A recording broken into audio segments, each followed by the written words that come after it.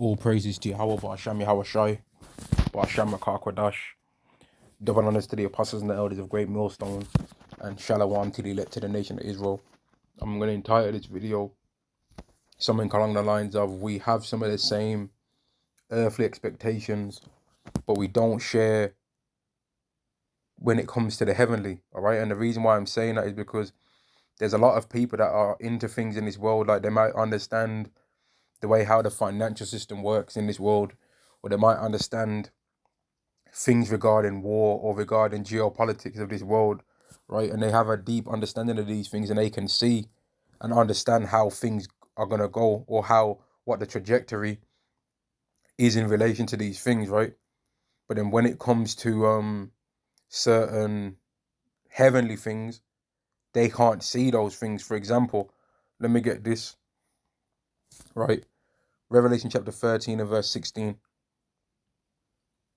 And he causeth all, both small and great, rich and poor, free and bond, to receive a charogma in their right hand or in their foreheads, and that no man might buy or sell, save he that had the charogma, or the name of the beast, or the number of his name. Now we know what we replace that word charogma with in terms of what actually exists in this world, right? And there's other people that might be truthers, or that might be people that work in the financial systems, right? That they understand these things as well. They actually understand that this thing's going to take place. But the difference between us and them is that they don't believe that it's actually something that's going to happen because it was written in the Bible to take place, right? They think that that might be just a coincidence or whatever, right?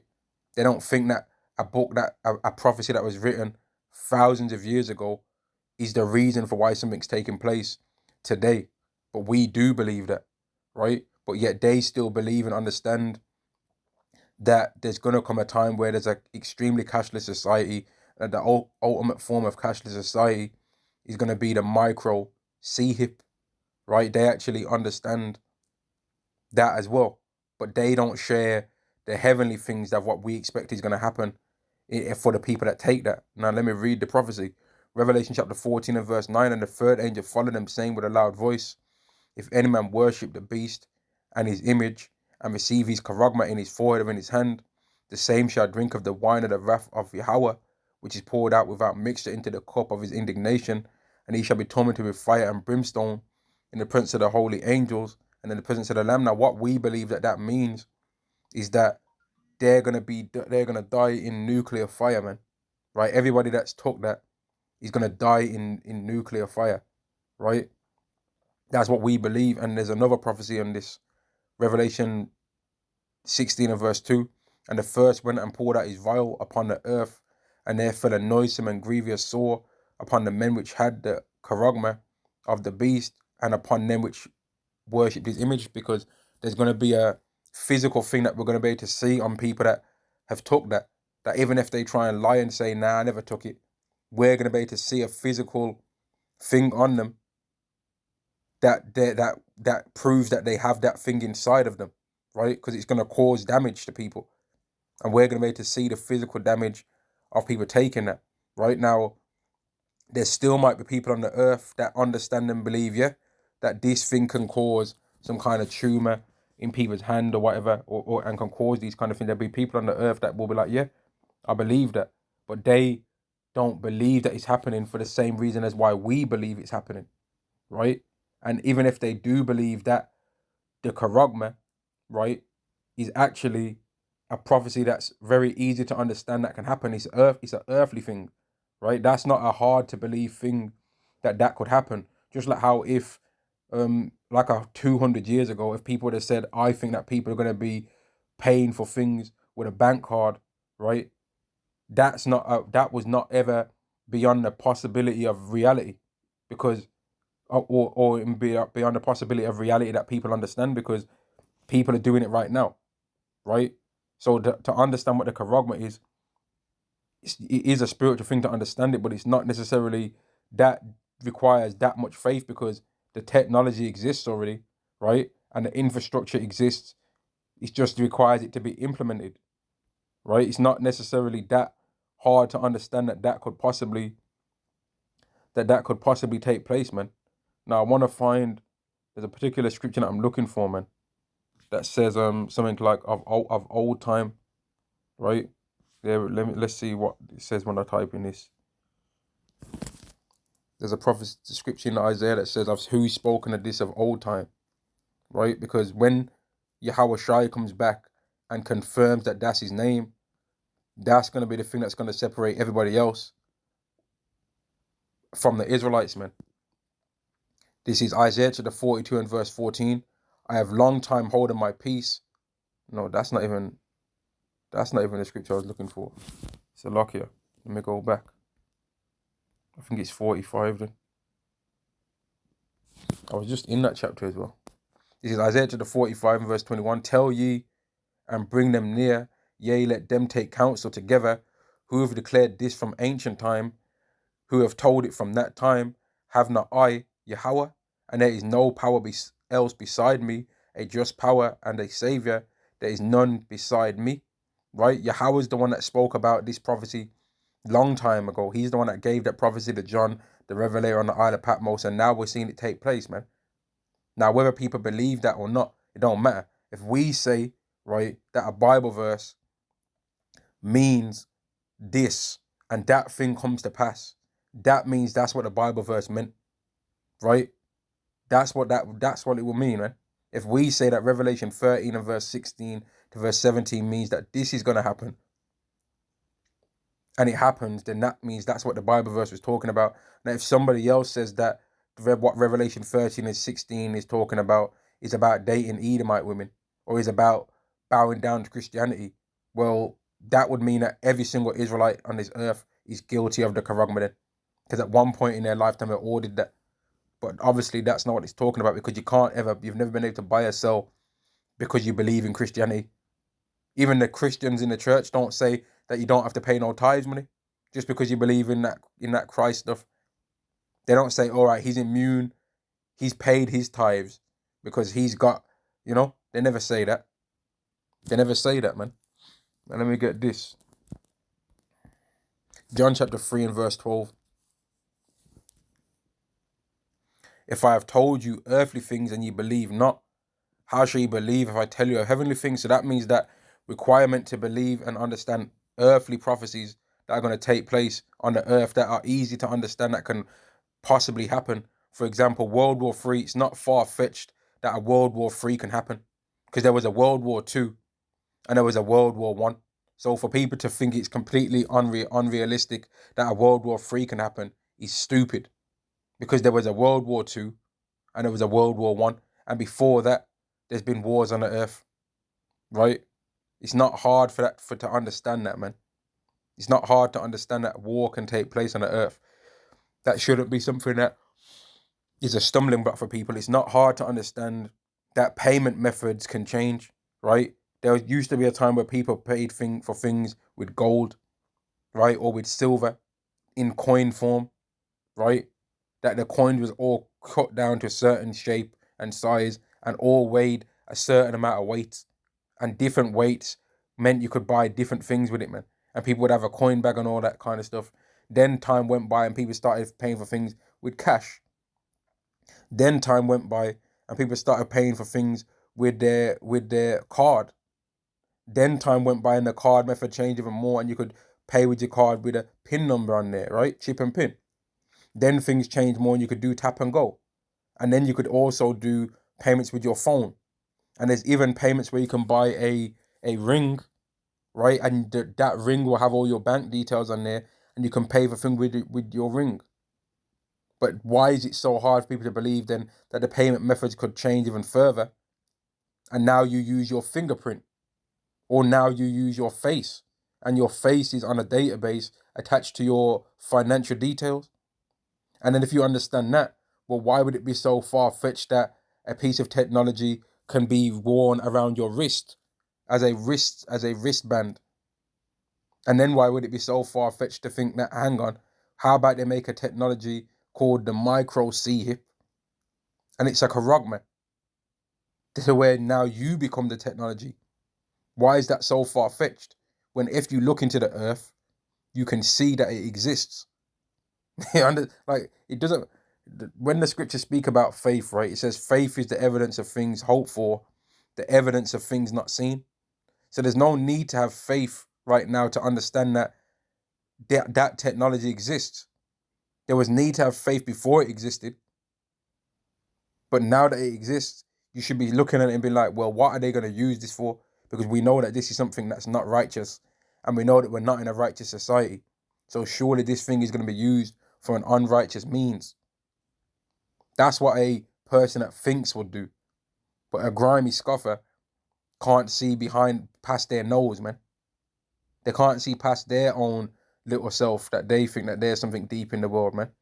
John chapter 3 and verse 12, for I have told you of earthly things and you believe not. How shall you believe if I tell you of heavenly things? Now, there's several people that understand some of the earthly things, right? Yet when it comes to the heavenly things, they don't believe that.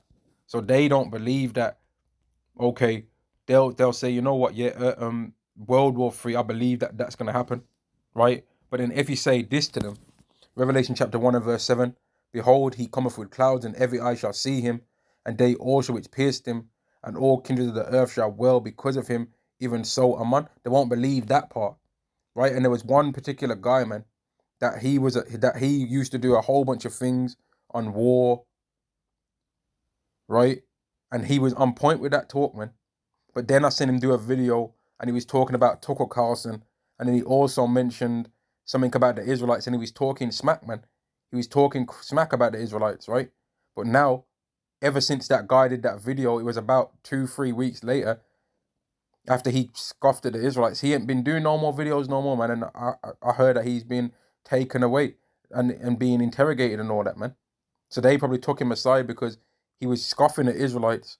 But at the same time, he was saying that just because these people are saying things that I particularly think is bullshit, that doesn't mean that they shouldn't be able to have a freedom of speech. So they probably took him aside, man, and tuned his ass up, man. Now, whatever ends up happening to him, well, that's not for us to say, that's not for me to speak on. But he was an Israelite. That guy was an Israelite, man. An Israelite that a lot of Israelites actually speak on that guy and some of the things that he says occasionally. But he thought in his mind that the Bible's BS. But he can understand the trajectory of loads of earthly things. And that's why understanding the earthly things is necessary. But then you have to also understand the heavenly. And Yahweh Shai said it's not possible to even understand the heavenly things if you don't even understand the earthly things. If you can't understand that war exists on earth and that it's possible for famines to come onto a land that once upon a time was not in famine, then you're an idiot. But you also need to have the heavenly things understood as well, and have faith in those things taking place. For example, right? There's a lot of people that believe World War III is going to happen, but they don't believe that World War III is going to cause for the Messiah Yahushai to show himself to the world. 2 Ezra chapter 13 and verse 29. Behold, the days come when the Most High will begin to deliver them that are upon the earth, and he shall come to the astonishment of them that dwell on the earth. So it's not going to be expected for people to see the Messiah, right? It's not going to be expected because people are seeing the Messiah Yahushai, right? Yahweh Shai Mashiach, that they're going to also now receive evidence and proof that the Most High Yahweh exists, right? Because if by seeing Yahweh Shai, they will have seen proof that Yahweh exists, because Yahweh Shai and Yahweh look the same. The Father looks like the Son, and the Son looks like the Father, yet they are not the same person, the same being, man. Because the Father knows exactly when he's going to bring the wrath, but the Son does not know. The Son prayed to the Father on many occasions, but the Father never prayed to the Son. Verse 31, and one shall undertake to fight against another, one city against another. So that's going into civil wars. One place against another, that's also civil war. One people against another, that's going into race war, man. And one realm against another, that's going into world war, right? So world war is going to be taking place on the earth. Now, loads of these truthers and all these people, they understand this part. They were like, yeah, I understand that. And they'll even go so far to say, yeah, I believe that there's a war of the apocalypse. But they're expecting Cesare Borgia to come back and rapture them out of the earth before they even get to see certain things. They don't believe that the Messiah looks like a so-called black man. They don't believe that the Negro, Latino, and Native Americans are what the majority of the Israelites on this earth look like. But there's going to be also people that are going to look like other nations. They don't believe that salvation's only for Israel. But they believe certain earthly things, and they also might even believe certain heavenly things. But they don't believe all of them. And that's the requirement, to believe all the earthly prophecies that are going to happen, the things that are going to take place within the earthly realm, and to understand that the heavenly realm is going to interact with the earth realm, right? The things that happen in the heavens that we don't have evidence that they exist right now, the evidence is going to come to the earth. All those things that people see, that they see in the sky, that they question whether it's a UFO, or what is that? What is it a bird? Is it a plane? People are going to get the evidence to see exactly what it is. They're going to get to see without no grainy footage from like some dodgy camcorder. No, they're going to get to see exactly what it is, man. They're going to see what it looks like in detail.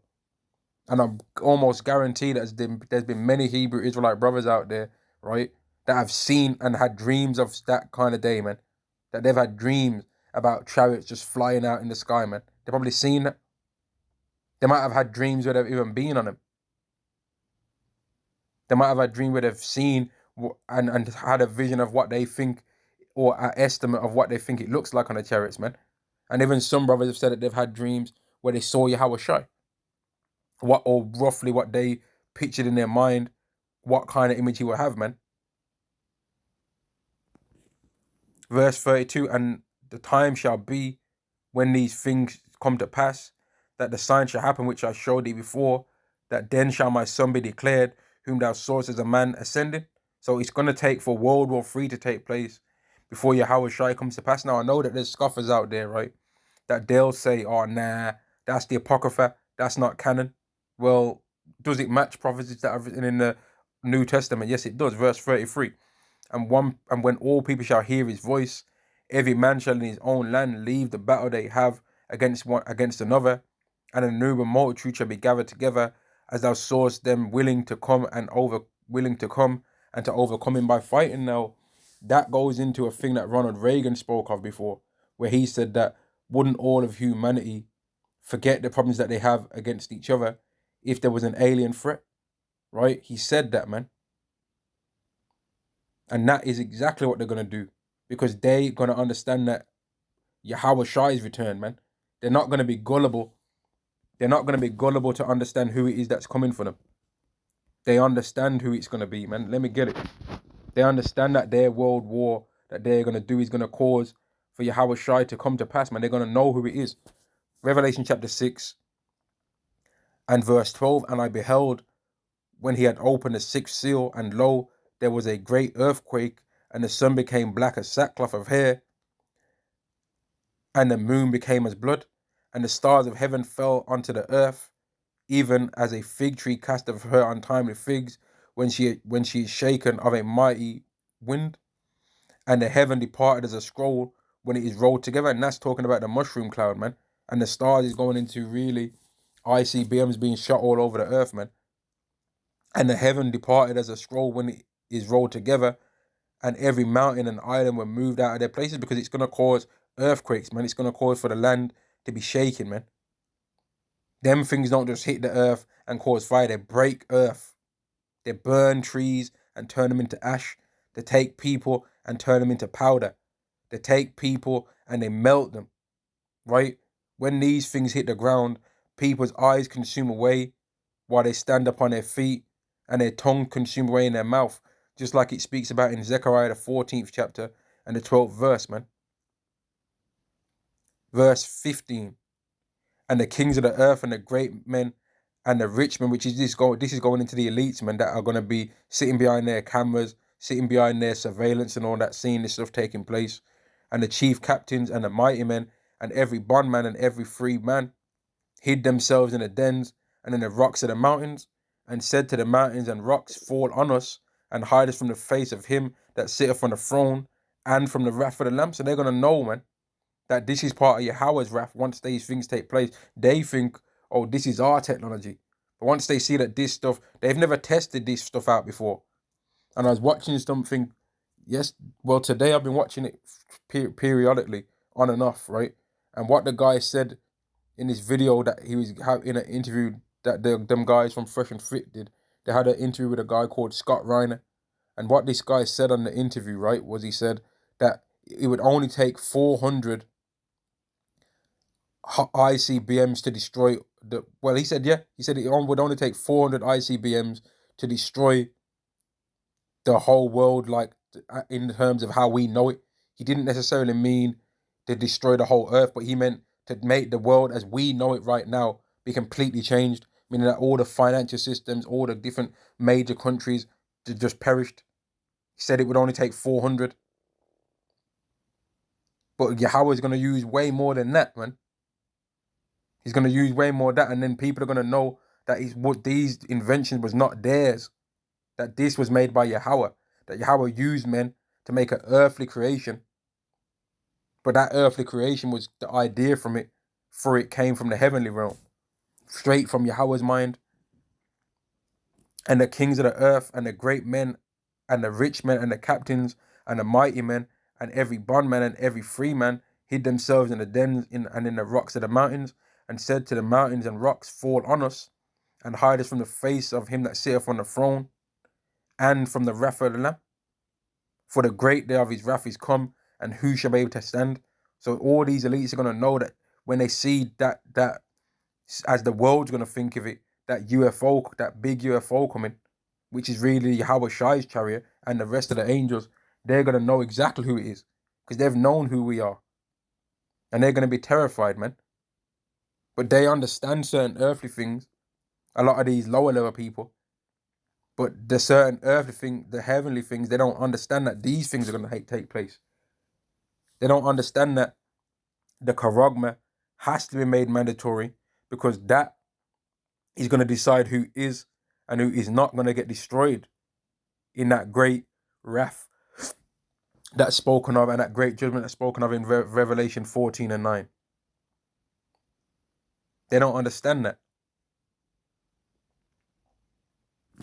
Now, let me get this as well, because some people try and mock that prophecy that's written in the Apocrypha in 2nd Esdras. But doesn't it match this? Isn't this exactly the same thing being spoken? Matthew chapter 24 and verse 29, immediately after the tribulation of those days shall the sun be darkened, and the moon shall not give her light, and the stars shall fall from heaven, which is what it was going into even in the Revelation 6. And the powers of the heaven shall be shaken. That's saying exactly the same thing, just with different words, man. He's speaking about the same day. And they then shall appear the sign of the Son of Man in heaven, right? And then shall all the tribes of the earth mourn, and they shall see the Son of Man coming in the clouds of heaven with power and great glory. And in that time, they're going to be saying the same things what I was reading in Revelation 6. They're going to be saying, hide us from the wrath, from him that sitteth on the throne, and from the wrath of the Lamb, for the great day of the Lord is come. And who's going to be able to stand? They're going to know that they can't handle this. And that's why there's prophecies in the scriptures that speak about how they're going to be scared, but they're still going to fight.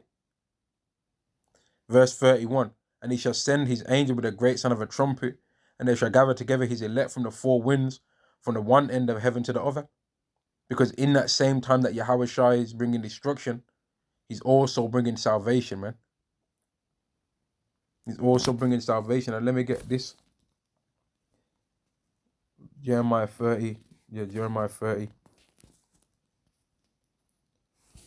This is Jeremiah chapter 13, verse 7. Alas, for that day is great, so that there is none like it. It is even the time of Jacob's trouble, but he shall be saved out of it, because we're going to be catching hell, man. We're going to see it. Our lips are going to be dry. If we got a receding hairline and our hair looks crazy when it grows out, well, guess what? Our hair is going to be grown out and we're going to be looking crazy, man. But yet we're not going to go through certain things of the elect. But we're going to be looking crazy as hell, man. We ain't going to be smelling the same. We're going to stink maybe, for a time. Our clothes might be tattered, worn out. We're going to be tired. We might have to run sometimes. We might have to fight sometimes, man. But Yahweh's going to protect all of the elect. Even if they have to lose their life, they're still protected, man. Their spirit's protected. I'm going to end the lesson there, man. These people might understand some of the same having have some of the same earthly expectations, but they don't share when it comes to the heavenly ones, man. Shalom to the elect to the nation of Israel. Shalom.